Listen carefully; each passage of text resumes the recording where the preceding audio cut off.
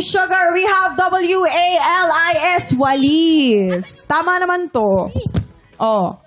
Ayun. Wala na, pero tapos na yung oras mo. Hindi Hindi, porket, okay lang yan. Okay lang, sugar yan. hindi porket Curtis ka, pwede yung ginagawa mo dahil. Ay, taray. Walang nakatutok na camera sa akin. ganun ba yun? Nagkakasabihan na po ng apelido dito. Okay, meron siyang W-A-L-I-S-T. Ay, ano to nag-aayos? Tapos na yung time, bes. Ayan, T-A-M-B-O. Walis. Walis. Ang hirap kalabanin nito, English.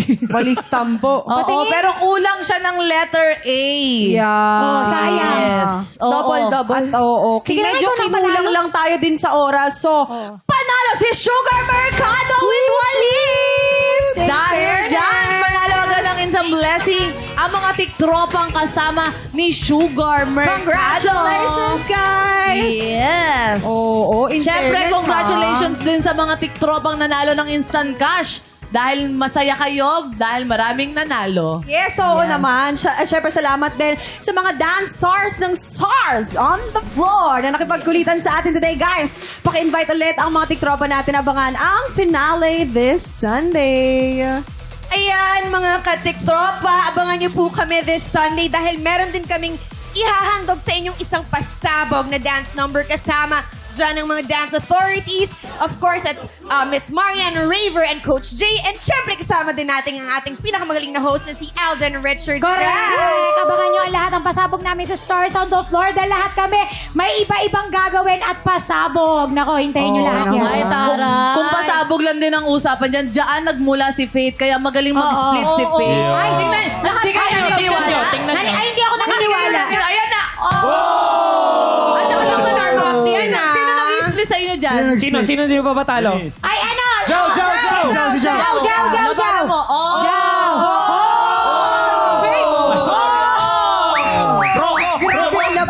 Ayan si Rocco. Doon nyo makikita sa Stars on the Floor lahat ng klase ng pag-i-split. Correct! Kapag hindi ka marunong mag-split, hindi ka makakapasok sa Stars on the Floor. Ganon. Ganon. Up next, papapwestuhin na ni Kuya Kim ang ating inampalan dahil dalawang panalo na lang ang kailangan ng kampiyon na si Chelsea Balignor. Oy, dalawa na lang. Kahapon, naka 50,000 pesos na siya. Dalawang panalo na lang, pasok na siya sa Grand Finals. Tutok lang dahil tanghala na ng kampiyon sa pagbabalik ng